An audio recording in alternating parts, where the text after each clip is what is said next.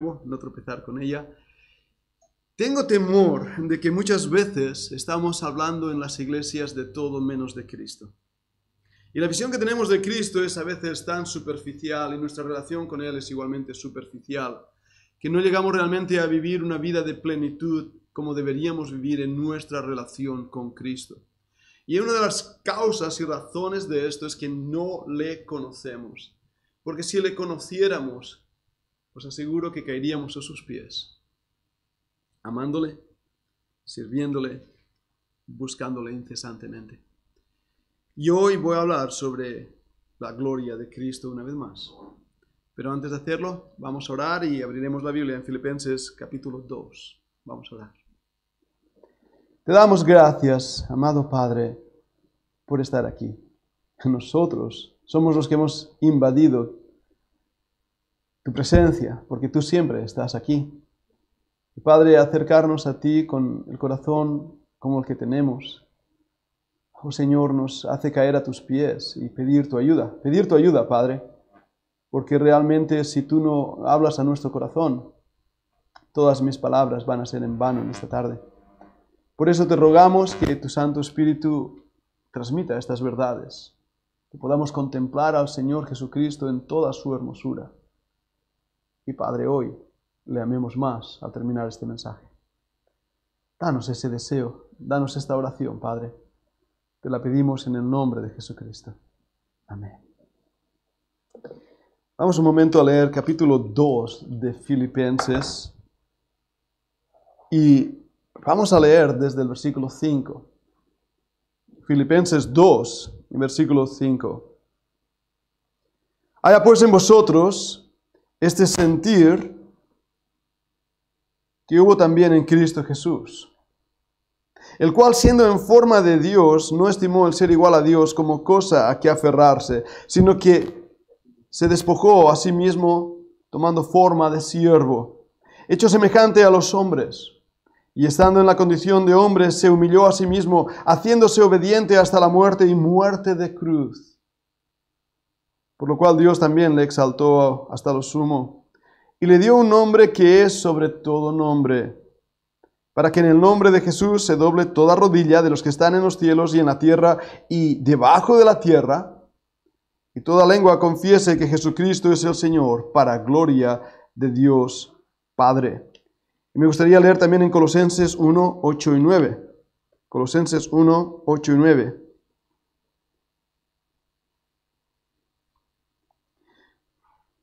Quien también nos ha declarado vuestro amor en el Espíritu, por lo cual también nosotros, desde el día que lo oímos, no cesamos de orar por vosotros y de pedir que seáis llenos del conocimiento de su voluntad en toda sabiduría e inteligencia espiritual, para que andéis como es digno del Señor, agradándole en todo, llevando fruto en toda buena obra y creciendo en el conocimiento de Dios. El pasaje de Filipenses capítulo 2 que he leído comúnmente se conoce como la kenosis del Señor Jesucristo. En los campos teológicos, cuando hablamos de kenosis, es esa palabra griega que quiere decir vaciamiento.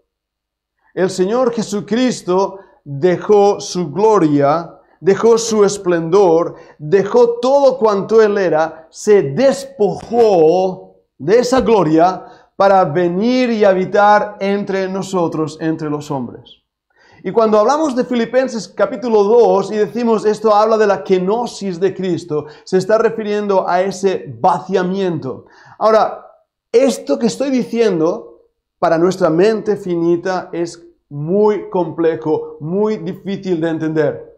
Porque para nosotros humanos es fácil pensar que un hombre puede llegar a ser Dios. La mitología greco-romana está llena de esas ideas. Pero que Dios se hiciera pequeño como tú y como yo, llegar a ser un hombre y andara entre nosotros como un hombre, resulta muy difícil de entender. Yo personalmente no llego a entenderlo. Pero el mensaje de la Escritura es exactamente ese. Que Dios mismo dejó a un lado su gloria, su esplendor, su poder, todo cuanto Él era para venir y estar siendo humillado y tomar forma de hombre. El versículo número 6 nos lo narra de una manera muy clara. Dice el versículo 6, el cual siendo en forma de Dios, no estimó el ser igual a Dios como cosa a que aferrarse, sino que se despojó de sí mismo, kenosis, tomando forma de siervo. Fijaros que la palabra forma se repite ni más ni menos que 3 veces. Forma. Y la palabra morfe en griego es una palabra que debemos entender, porque muchos falsos cristianos alegan que Cristo era como Dios, pero no era Dios. Esto no es lo que dice este versículo. Esta es una de las declaraciones más potentes y determinantes en el Nuevo Testamento en cuanto a la deidad del Señor Jesucristo. Este versículo no contradice la deidad de Cristo, sino que más bien la reafirma. Porque esa palabra morfe se refiere a la apariencia exterior por la cual una persona o una cosa se hace ver. Pero es una forma externa, escuchad bien, una forma externa totalmente indicativa de su naturaleza interior. Así que este pasaje en ningún momento enseña que el Verbo eterno, Juan capítulo 1, el Verbo eterno, se despojó a sí mismo de su naturaleza divina o sus atributos divinos, sino solo de la manifestación externa y visible de su deidad. ¿Entendemos esto bien? Tenía forma de Dios. Su aspecto exterior era ese Dios extraordinario, excelente, poderoso, el cual cuando el hombre veía como en el Antiguo Testamento caía como muerto. Esa forma exterior que me hacía reconocer, Él es Dios. Ahora hubo un momento que esa forma exterior fue dejada a un lado para tomar otra forma, vestirse con otra ropa. Y esa ropa era la ropa que tú y que yo llevamos. Se hizo hombre entre los hombres y anduvo entre los hombres. Se hizo un siervo además, no un señor de alta clase y poder, no un político o un magnate de la sociedad de su tiempo. Cristo se hizo un siervo. Así que aquellos que lo vieron andar en los caminos de Galilea sabían que él era un siervo. Y cuando Juan le vio, recordad sus palabras, he aquí el Cordero de Dios que quita el pecado del mundo. Cuando la mujer que estaba sentada en aquel pozo intentando sacar agua, él sentado, le miró y le dijo, ¿cómo tú siendo judío hablas conmigo que soy samaritana? Su aspecto exterior mostraba que era judío. Él era un hombre con todos sus atributos. Y él, en esa forma humana, estaba cumpliendo la única misión que él podía cumplir, él y solamente él, salvar a la humanidad por nuestros pecados. Lo vimos, y he mencionado esto anteriormente, en Belén de Judea. En días del rey Herodes, su mamá lo tomó en brazos, lo envolvió en pañales. Su forma era la forma de un bebé. De una manera milagrosa había sido concebido en el vientre de María. Su nacimiento virginal es uno de los fundamentos de la fe, y negar ese nacimiento virginal es negar la fe que profesamos. Su aspecto era de un bebé. Sí, amados míos, y no nos avergoncemos al pensarlo, su mamá tuvo que cambiar los pañales más de una vez. Y tuvo que crecer, y tuvo que correr, y tuvo que comportarse como un niño. Porque su forma externa era de niño. Y aunque esto ahora nos resulte extraño y el Señor me ayude a no utilizar palabras demasiado complejas, Él era el Dios hombre. Él era ese Dios 100% Dios, pero que tomó forma 100% de hombre. A veces los que estudiáis teología habréis oído la palabra antropomórfico. ¿Sí? Forma de hombre, antropomórfico. Pero él seguía siendo 100% Dios. No era 50% una cosa y 50% otra cosa. Él era absolutamente el Dios encarnado. Ese Dios que había sido adorado por los ángeles.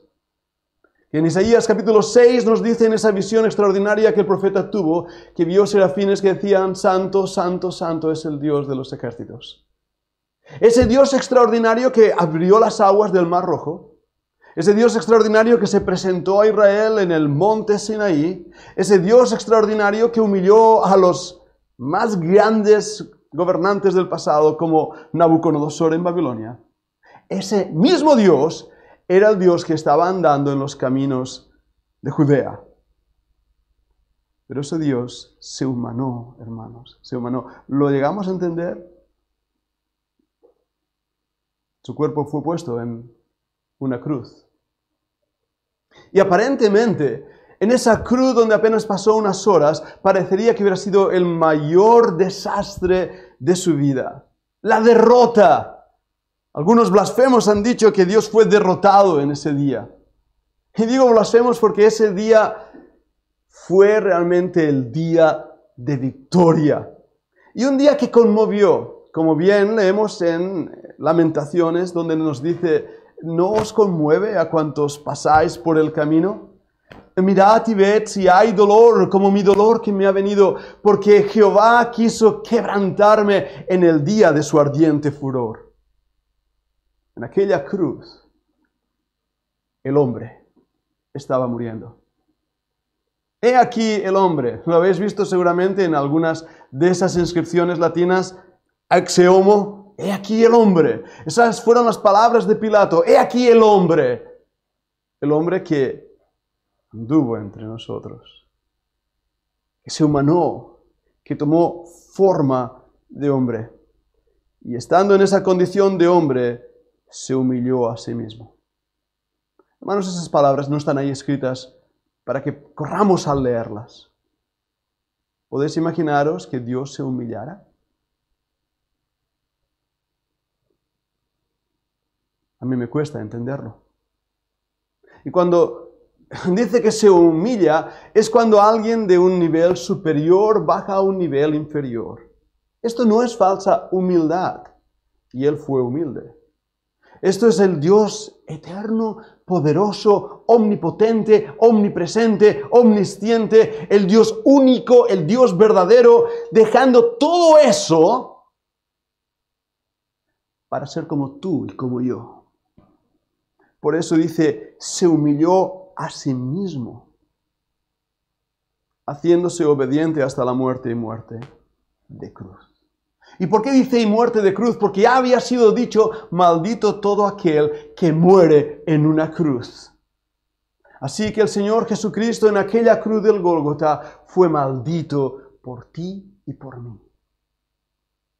Y por eso la pregunta en Lamentaciones, ¿no os conmueve a cuantos pasáis por el camino?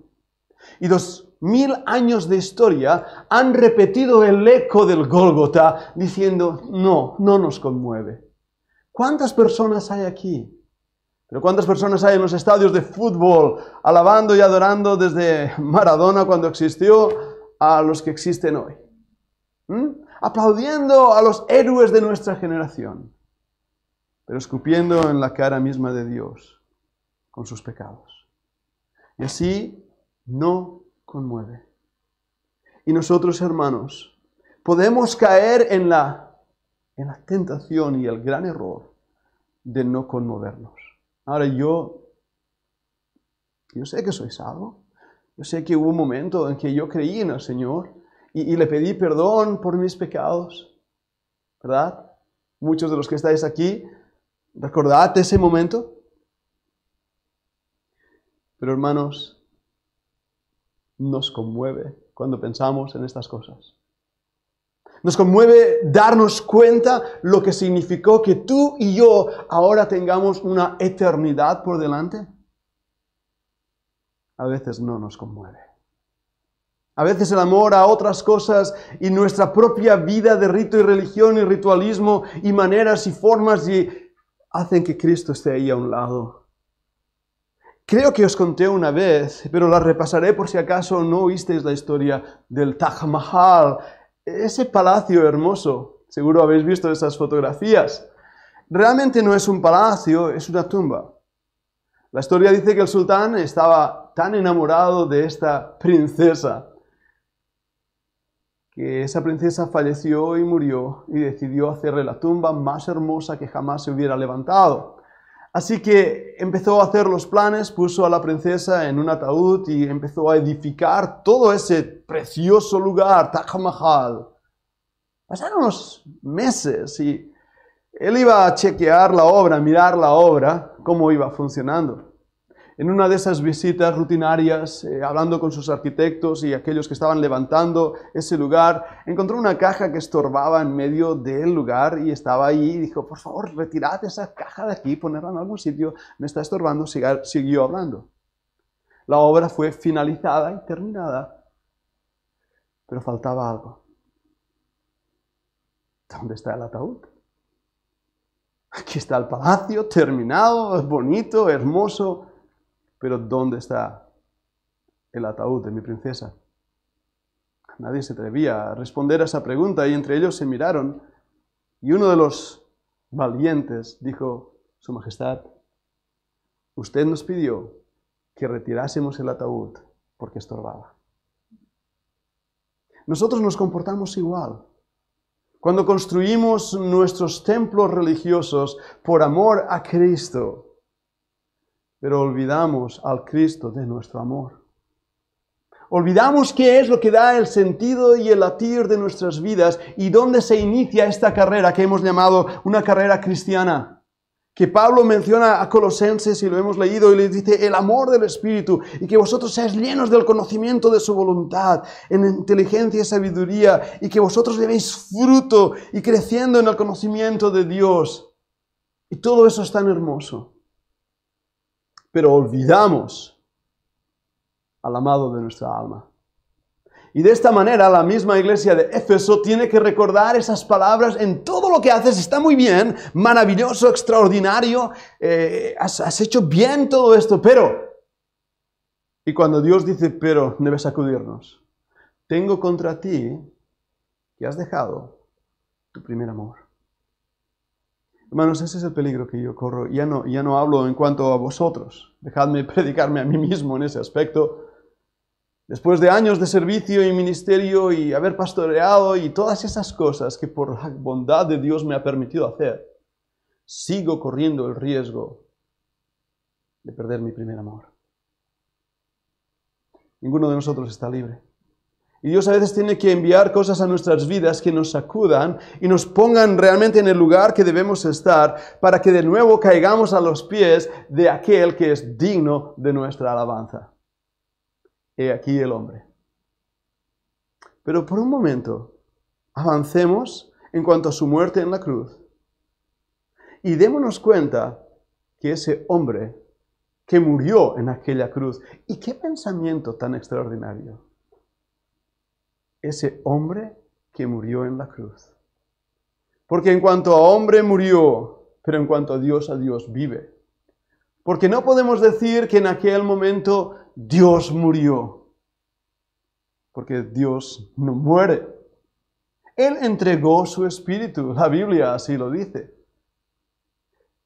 Pero ese sacrificio por nuestros pecados empezó para nosotros una vida y una vida eterna profundísima.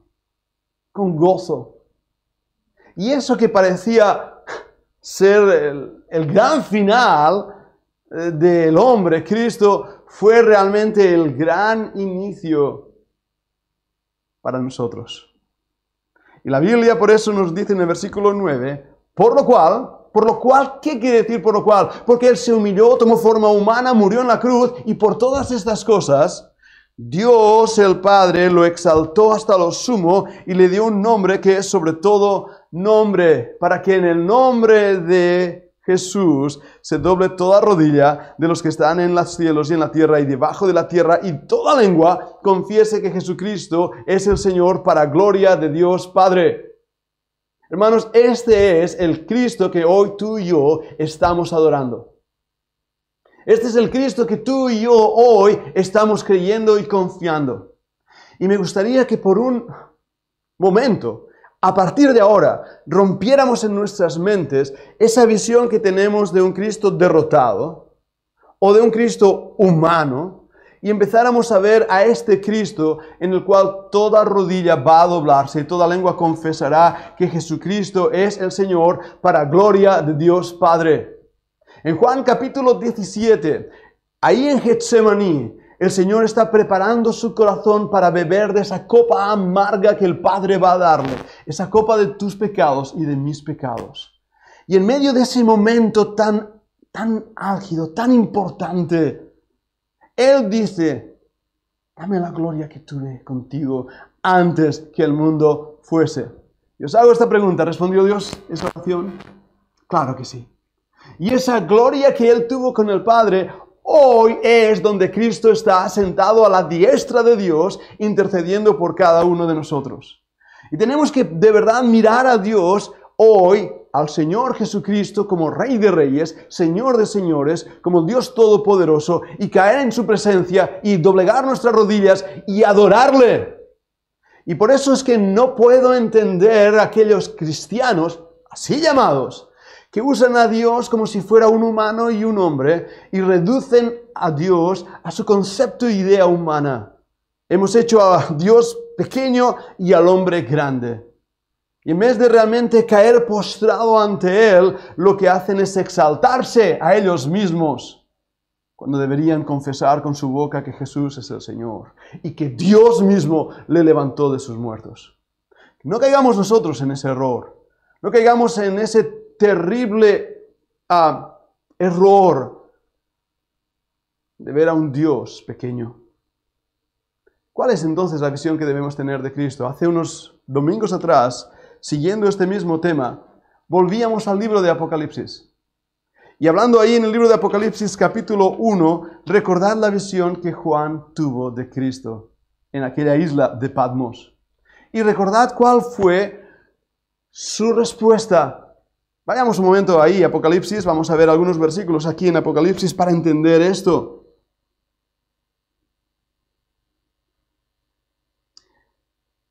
Voy a leer desde el versículo 10. Yo estaba en el Espíritu en el día del Señor, oí detrás de mí una gran voz como de trompeta. Así es como suena ahora la voz de Cristo. Y que decía, yo soy el Alfa y la Omega, el primero y el último. Escribe en un libro lo que ves y envíalo a las 7 iglesias que están en Asia, Éfeso, Esmirna, Pérgamo, Tiatira, Sardis, Filadelfia, Laodicea. Y me volví para ver la voz que hablaba conmigo y vuelto vi 7 candeleros de oro. En medio de los 7 candeleros uno semejante al Hijo del Hombre, vestido de una ropa que llegaba hasta los pies y ceñido por el pecho con un cinto de oro. Ya no estaba en pañales, ya no estaba envuelto en un sudario nuevo. Ahora estaba vestido con vestiduras de galas, ceñido con el lomo por el pecho con un cinto de oro. Su cabeza y sus cabellos eran blancos como blanca lana, como nieve, sus ojos como llama de fuego. ¿Y qué visión? La de Cristo. Esa visión que cuando miró a Pedro, Pedro lloró amargamente por haberle negado. Esos mismos ojos que miraron a un joven rico y le amó el Señor. Esos mismos ojos que miró el Señor a un centurión y dijo, nunca he visto fe en Israel como la de ese hombre. Esos mismos ojos, hermanos, son los ojos que estamos viendo aquí, como llama de fuego. Sus pies, semejantes al bronce bruñido, refulgente como un horno. Y su voz como estruendo de muchas aguas. Tenía en su diestra 7 estrellas, de su boca salía una espada aguda de 2 filos, y su rostro era como el sol cuando resplandece en su fuerza. Y cuando le vio Juan, caí como muerto a sus pies. ¿Lo veis? Ahora, estos versículos nos recuerdan lo que vio Juan. Y nos recuerdan el aspecto ahora actual del Señor Jesucristo. ¿Pero termina ahí la visión? No. Vamos a continuar viendo después de esta visión de Juan, voy a terminar de leer, qué es lo que las iglesias van a ver de esta visión. Juan continúa diciendo en el versículo 17, cuando le vi, caí como muerto a sus pies. Él puso su diestra sobre mí, diciéndome, no temas, yo soy el primero y el último, el alfa y la omega, la primera letra en el alfabeto griego y la última en el griego, el último creado y el primero creado, no hay en absoluto, él nunca fue creado, quiere decir el principio de todas las cosas, el que estuvo muerto, mas he aquí que vivo por los siglos de los siglos, amén, y tengo las llaves de la muerte y del Hades. Y ahora escuchad bien, vamos un momento al versículo capítulo 2, Y vamos a empezar a ver qué vieron esas iglesias. Capítulo 2. Escribe al ángel de la iglesia en Éfeso, el que tiene las 7 estrellas en su diestra, el que anda en medio de los 7 candeleros de oro, dice esto. Miradlo bien. A esta iglesia de Éfeso, el Señor Jesucristo se presenta como el que tiene las 7 estrellas en su diestra. Esas 7 estrellas anteriormente nos ha dicho que son los pastores, los ángeles, los mensajeros. En nuestra opinión, los líderes de esas iglesias están en las manos de Dios, de Cristo. Pero dice más, el que anda en medio de los 7 candeleros de oro. Y sabemos que esos 7 candeleros de oro son las iglesias. Dice esto. Hermanos, esa es la visión que tenemos que tener de Cristo. La visión del buen pastor teniendo control de su iglesia, andando en medio de la iglesia, teniendo cuidado de ella. En este tiempo de la iglesia donde Él todavía no ha regresado, Él está andando en la iglesia. Pero sigamos leyendo, vayamos a la iglesia de Esmirna.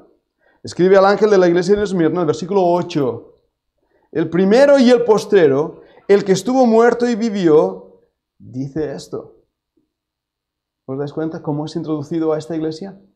La palabra Esmirna quiere decir amargo, es la época de la gran persecución, durante el tiempo de Diocleciano en especial.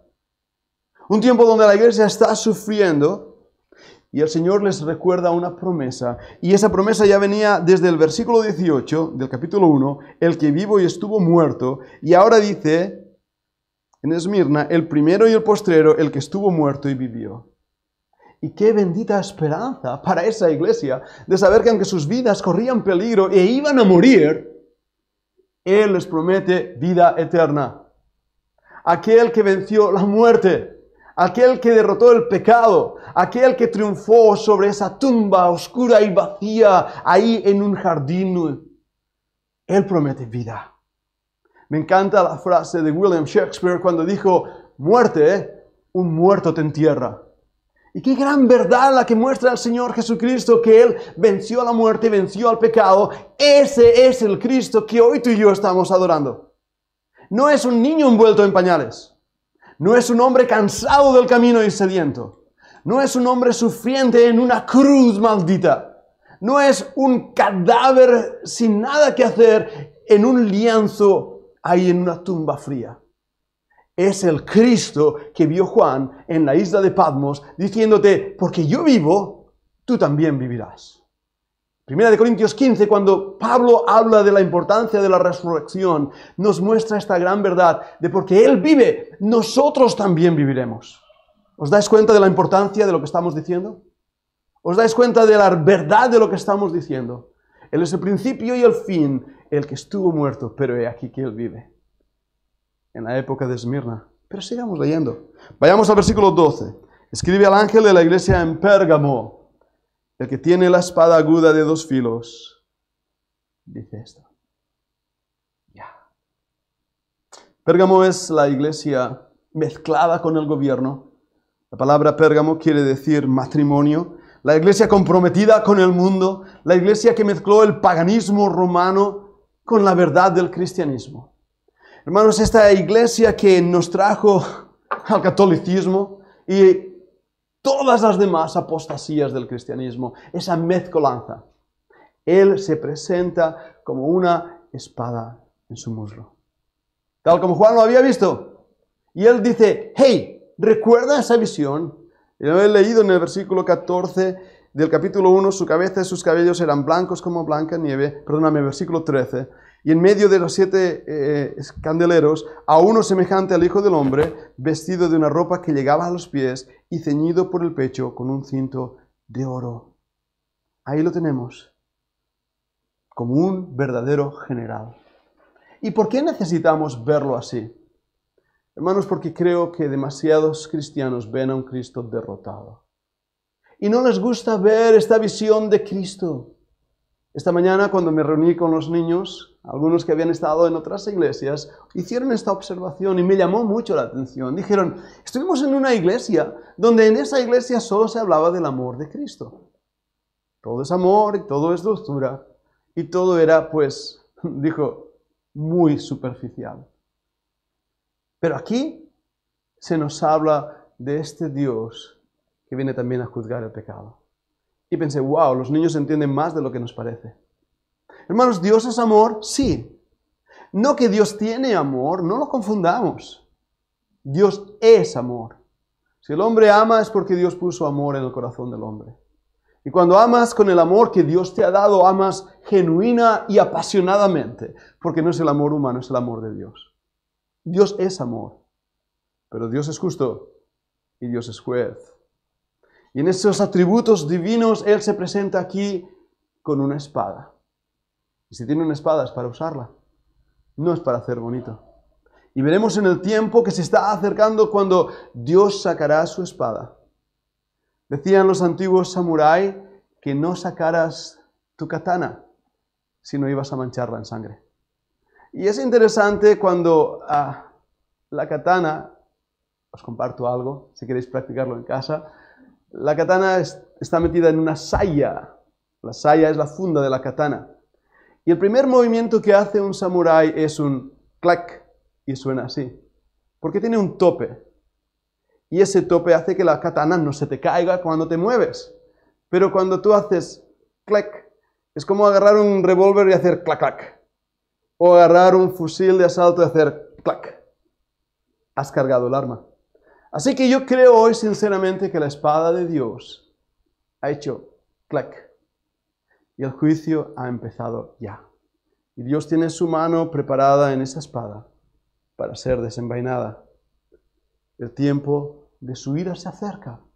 ¿Acaso Dios deja de ser Dios por eso? No, Dios es un Dios de amor, es un Dios de ira. Pero si no vemos la totalidad de ese Dios al cual adoramos, no vamos a caer postrados a sus pies para adorarle, porque no vamos a temerle. Y ese es el problema del cristianismo. El principio de la sabiduría es el temor de Jehová, dice la Biblia. ¿Y cuál es el problema? Que hay un montón de estúpidos dentro del cristianismo. ¿Es una palabra fuerte en castellano? Tal vez sí. Pero es como también Dios así se revela y se muestra hacia aquellos que más de ovejas son realmente cabras locas. Dios está advirtiéndonos que no nos estamos acercando a un Dios tembloroso y miedoso, y a un Dios débil, y a un Dios que necesita algo de nosotros, incluido nuestros diezmos, limosnas, dinero o lo que tú quieras darle. Dios no necesita nada de esto, ni tan siquiera nos necesita a nosotros. Pero Dios en su bondad y misericordia nos extiende la mano para decir, yo soy tu Dios. Estoy aquí para salvarte y mostrar que soy poderoso. Dios está a mi lado como un poderoso gigante. Delante de las pruebas, dificultades o asaltos del enemigo, Dios tiene desenvainada su espada y va a actuar porque Dios es bueno. Ese es nuestro Dios, ¿os dais cuenta? Si seguimos viendo a un niño en pañales, habremos perdido de vista a este Dios, que se presenta a Pérgamo de esta manera. Pero sigamos leyendo, porque a Tiatira le dice, escribe al ángel de la iglesia en Tiatira, el Hijo de Dios, el que tiene ojos como llama de fuego y pies semejantes al bronce bruñido, dice esto, el Hijo de Dios. Hay dos términos referentes a Cristo que llaman mucho la atención en el Nuevo Testamento. Uno es el Hijo del Hombre. ¿Lo habéis notado varias veces? Y dices, qué expresión tan extraña, porque realmente cuando lo traduces a la lengua original es el hijo de Adán. Peculiar, ¿verdad? ¿A qué se refiere este término? Cuando uno estudia las genealogías de Cristo, en dos de las genealogías que entendemos y tenemos ahí, una en cuanto a su descendencia real y la otra genealogía en cuanto a su descendencia sacerdotal, vemos que una de ellas termina con Adán, hijo de Adán, pero recordad lo que viene después, hijo de Dios. Cuando se dice que era hijo del hombre, se está refiriendo a su humanidad, como antes he dicho en Filipenses capítulo 2. Humillado, humanado, sufriente, entregado, el buen pastor muriendo por las ovejas. Pero aquí, hermanos, es presentado como Hijo de Dios. Estoy seguro que habéis visto de todos el pececito. Algunos tal vez lo tengáis pegado al coche. A veces voy conduciendo por la carretera y veo un pececito y digo, mira, un coche cristiano por el pececito. No sé si os ha pasado. Y a lo mejor quien lo conduce es un impío, pero el coche es cristiano por el pececito. ¿Por qué los primeros cristianos usaban este pececito? Bueno, no exactamente, era un acrónimo. La palabra ixus, del griego pez o pescado, eran las palabras Jesu Christu, huius Theou soter, que traducido del griego al castellano quiere decir Jesucristo, Hijo de Dios, Salvador. Y aquellos que marcaban en la tierra o en una piedra ese pez, se estaban identificando con el Hijo de Dios, el gran Salvador. Pero un momento. Este Hijo de Dios tiene ojos como llama de fuego y pies semejantes al bronce bruñido. Y hermanos, esta visión una vez más nos acerca a un simbolismo bíblico que debe hacernos temblar. Porque el bronce bruñido en la Biblia, desde el Antiguo Testamento, simboliza el juicio. Los muebles del tabernáculo y del templo, hechos de oro puro, había algo que era de bronce bruñido. ¿Recordáis qué era? El altar del sacrificio. Allí donde los animales eran despedazados y quemados. Era el juicio. Era el juicio. El juicio de nuestros pecados. Bronce bruñido. Y esa visión de Cristo que con sus ojos examina el alma y muestra lo que hay en los corazones. Por eso su visión es como llama de fuego. No hace falta que nadie le diera testimonio del hombre. Nos dice el mismo Evangelio, porque Cristo sabía lo que había en el corazón del hombre. Y así, hermanos, cuando el Señor nos ve, no podemos engañarle. No podemos engañarle. Él sabe. ¿Has sido engañado tú alguna vez? Yo sí. Bastantes veces. Pero a Dios no hay nadie que le engañe. Él conoce lo que piensas, lo que deseas, lo que anhelas, lo que buscas, lo que determina tu vida, el por qué estás aquí siguiendo una iglesia evangélica, si es por religión o es realmente por relación con Cristo.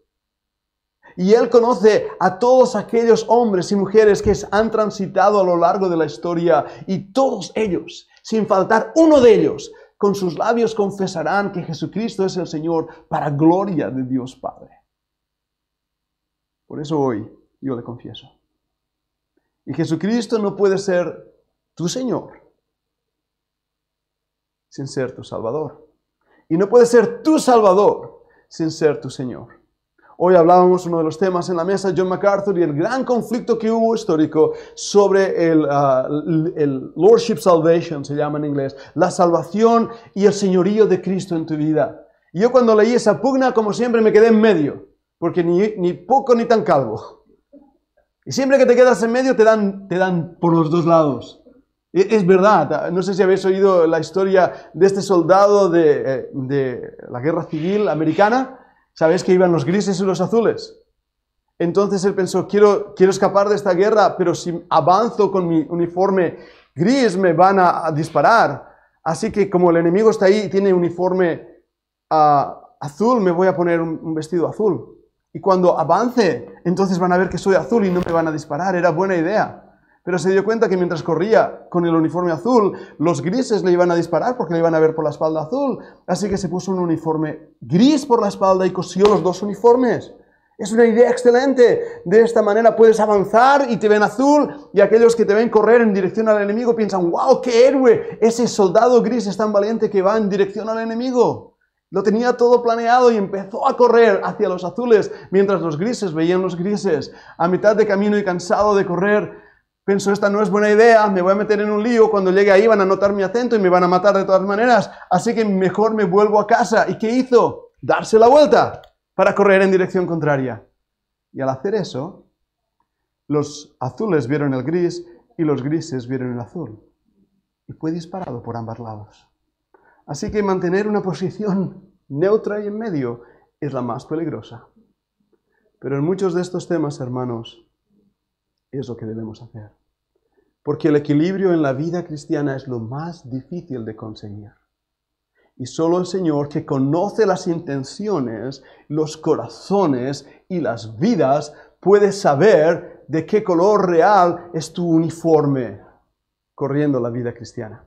Pero debo avanzar, vayamos ya avanzando también al capítulo 3 en Sardis, el que tiene los 7 espíritus de Dios y las 7 estrellas, dice esto.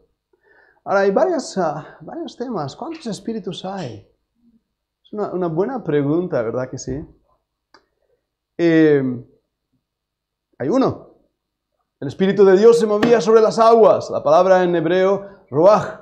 Creo que una vez en la adoración hablábamos de ese ruach, el Espíritu de Dios. Sin embargo, en el libro de Isaías nos habla del carácter de este Espíritu y nos da 7 características de ese Espíritu. Así que cuando aquí leemos los 7 espíritus de Dios, no se está refiriendo a que Dios tiene 7 espíritus, sino a la plenitud del carácter de su Espíritu. Y eso es importante, porque Cristo, que es Dios, está lleno del Espíritu Santo. Una vez leí un autor llamado Van Galderen que decía que tan importante es la plenitud del Espíritu que Cristo tuvo que ser lleno del Espíritu Santo. Y pensé, este hermano está diciendo una herejía. Porque Cristo siempre estuvo lleno del Espíritu Santo. Él no tuvo que pedir al Padre de ser lleno del Espíritu Santo, si no, Él no hubiera sido Dios. Es un error doctrinal enorme tener que pedir que Cristo fuera lleno del Espíritu Santo, porque Él ya estaba lleno del Espíritu Santo. Pero tú y yo, hermanos, necesitamos la plenitud del Espíritu en nuestras vidas. Y hemos leído en Colosenses, al principio de esa lectura, de esa predicación, la importancia de que nuestra vida dé fruto. Y solamente hay una manera de dar fruto, hermanos. Es estar pegados a Él. Es estar dependiendo de Él. Es que el Espíritu nos controle y nos ayude y nos socorra. Porque nosotros no podemos. En la mesa hoy, gracias por esa conversación tan hermosa, ¿verdad? Decíamos una de las cosas, si el Espíritu no nos ayuda, varones, nosotros no podemos. Qué cierto que es y qué bendito es. El día que como creyente caes a los pies del Señor y dices, Señor, yo ya no puedo más. Lo he intentado todo. Pero ¿sabes una cosa? Yo ahora estoy en tus manos. Es el mejor lugar donde estar. Es el mejor lugar donde estar. En las manos de Dios. Cuando Dios te lleva a ese punto donde ya no puedes más. Y Dios tiene que quebrantarte y trabajarte y enseñarte que tú no puedes más. Y es ahí donde dice Dios, bien, ahora empieza tu vida. Pero mientras tú continúes pateando y luchando y golpeando el agua, lo único que vas a conseguir es hundirte. Pero cuando te entregas al que tiene los 7 espíritus y las 7 estrellas en su mano, tú eres una de esas estrellas. Entonces Dios tiene el control. Avanzo hacia la siguiente iglesia, versículo 7, 3, 7. Escribe el ángel de la iglesia en Filadelfia, amor fraternal. Fíjate esto. Esto dice el santo, el verdadero, el que tiene la llave de David, el que abre y ninguno cierra, y cierra y ninguno abre. ¿Qué os parece ese versículo? ¿No es para marcarlo en vuestras Biblias con una esperanza y un gozo tremendo? Así dice ni más ni menos que el santo. 3 veces santo, porque el Padre es santo, el Hijo es santo y el Espíritu Santo es santo. Y por eso en Isaías 6 decían santo, santo, santo. Pero no solamente es santo, es verdadero.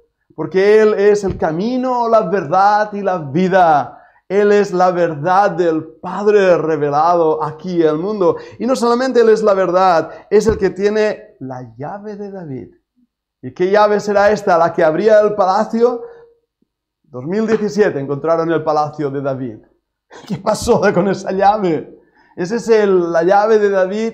Oh, hermanos, la llave de David son esas promesas de un milenio eterno, donde Cristo va a gobernar con poder y gloria. Como aquellos que tenían la llave de una ciudad, y creo que hoy en día todavía se hacen, ¿verdad? Cuando te entregan la llave de una ciudad, quiere decir que eres un gran personaje para esa ciudad. Así que tener la llave de David quiere decir que él es el que tiene el derecho a gobernar en el reinado de David. Ese es el Rey de Reyes, es el Señor de Señores, el que abre, porque tiene la llave y ninguno cierra, y cierra y ninguno abre. Y hagamos una aplicación práctica de este versículo a nuestra vida. Cuando veas puertas cerradas, no temas. Satanás no tiene la llave, la tiene Dios. Ya hay momentos en la vida donde tú te vas a encontrar en una verdadera encrucijada delante de una puerta cerrada. Si tiene 1000 candados, tampoco temas, porque Dios tiene cada una de las llaves de esos 1000 candados. Y cuando Él abre, nadie va a cerrar, pero cuando Él cierra, nadie va a abrir. Y hay una puerta que ha sido abierta y no ha podido ser cerrada. Y el mismo Señor Jesucristo dijo en Mateo, las puertas del Hades no prevalecerán contra la iglesia. Y hermanos, ese versículo que dice no prevalecerán no quiere decir que las puertas del Hades no van a caer encima nuestro, sino más bien que nosotros vamos a usar como esas cabezas de turco donde golpeaban una puerta y la reventaban. Hoy en día la policía sigue usando esos boom que dan y esa es la idea. El Evangelio, hermanos, y la iglesia no va a ser frenada por el mismo infierno, porque Dios tiene las llaves. Vayamos ya al último versículo. Capítulo 3 y versículo 14. Escribe al ángel de la iglesia en Laodicea. Escucha bien. He aquí el Amén, el testigo fiel y verdadero, el principio de la creación de Dios. El Amén. Qué palabra tan mal usada en nuestros días. Me diréis, es que Amén quiere decir así sea. Sí, pero ¿por qué Cristo es el Amén entonces? Estamos viendo a nuestro Señor resucitado, estamos viendo a nuestro Señor adorando ahora, y Él es el Amén. ¿Y qué quiere decir el Amén? Que Él es el cumplimiento de las promesas de Dios. Porque vuestro sí sea sí y vuestro no sea no, son palabras recogidas en el Evangelio. Pero ese amén quiere decir, así sea. Yo he cumplido el plan, el propósito y las promesas de Dios y nada va a cambiar, porque yo soy el amén. Pero hay más, el testigo fiel, y una vez más, y verdadero. No recuerdo si fue en la clase de ayer o del sábado, o en uno de los podcasts que Cami nos dio una definición de testigo, no sé si lo recordáis, decía que quiere decir no solo marturio o mártir, sino también evidencia. Evidencia, ¿verdad que lo mencionó? Evidencia. ¿Y qué es una evidencia? Es las pruebas de algo. Y cuando el Señor Jesucristo se muestra a sí mismo como un testigo, no está diciendo yo soy un mártir. No. Porque es un testigo, una evidencia fiel y verdadera. ¿Os dais cuenta, hermanos? Él es una evidencia de que nuestra fe no es en vano, de que nuestra confianza no es en vano. Hemos creído en algo verdadero y por lo tanto podemos estar seguros. Y por último, y con esto termino ya nuestra presentación de Cristo glorificado, el principio de la creación de Dios. Tenemos que volver al Génesis para entender esta idea. Y una vez más, no nos equivoquemos, no quiere decir que Él fue lo primero creado. Porque hay dos palabras en griego exactamente para definir esto. Una cosa es lo primero en una serie, ¿verdad? 1, 2, 3, 4, 1 es el primero, 1 en una serie. Y en griego hay otra palabra para decir, y la voy a traducir así, el principal, lo primero. ¿Verdad que sí? Cuando yo hablo del Barça, yo digo es lo primero en el fútbol. A veces algunos hablan de Madrid y dicen es lo primero en el fútbol, es lo mejor, es lo principal. Así ya dejo a todos contentos. Eso es la idea, que Cristo es lo principal de todo cuanto existe. Por eso dice ahí en Filipenses que le dio un nombre que es sobre todo nombre,